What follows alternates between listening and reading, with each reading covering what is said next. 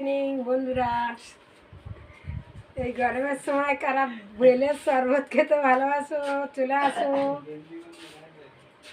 এই দেখো শরবত বানিয়েছি, দারুণ মিষ্টি বেলের শরবত এই গরমের সময়। আর ঠান্ডা জল দিচ্ছি, আইস দিয়ে দিয়েছি আর জল জিরে দিয়ে দিয়েছি, দারুণ লাগবে। আর এইভাবে খোলা কারা খেতে পছন্দ করো?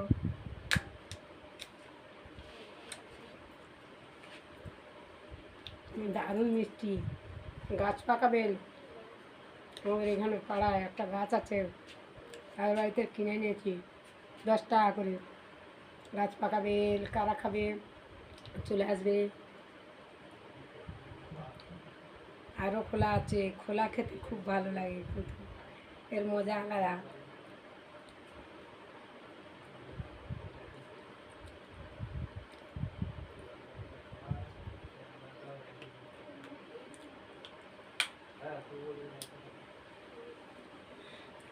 শাঁসটা খুব ভালো লাগে, খোলাটা।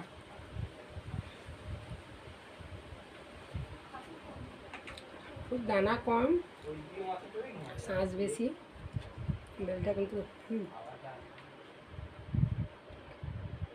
বেলের অনেক উপকারিতা আছে।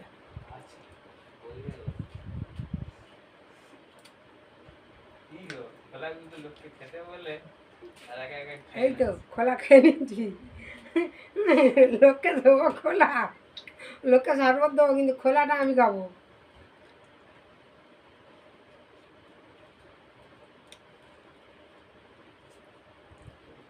তখন ছোটোবেলায় আমার দাদা আছে উপরে, আমার উপরে বড় 2 ভাই বোন কোলে পিঠে মারামারি খোলা নিয়ে, সে তো আমাকে মেরে কেড়ে নেবে খোলা। আর কাঁচা বেল তখন আমরা পুড়িয়ে খেতাম। কারা কাঁচা বেল পোড়া খেয়েছো বলো, কমেন্ট করে বলবে। আমরা খেয়েছি ছোটোবেলায়, এখন খাইনি, আমাদের গাছ নেই, কাঁচা বেল পাওয়া যাবে না। লোকের কাছে চাইলে কাঁচা বেল তো পারবেই না।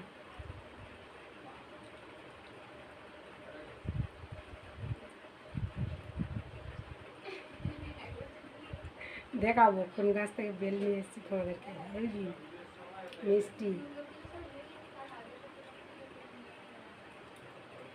আর এর এত দানা কম, এই দানা গাছ করবো, মানে দেখাবো, চারা তৈরি করবো। একদম দানা কম, এর মধ্যে আরও শাঁস আছে, এটার মধ্যে আরও শরবত করলে করা যাবে, খাওয়া যাবে।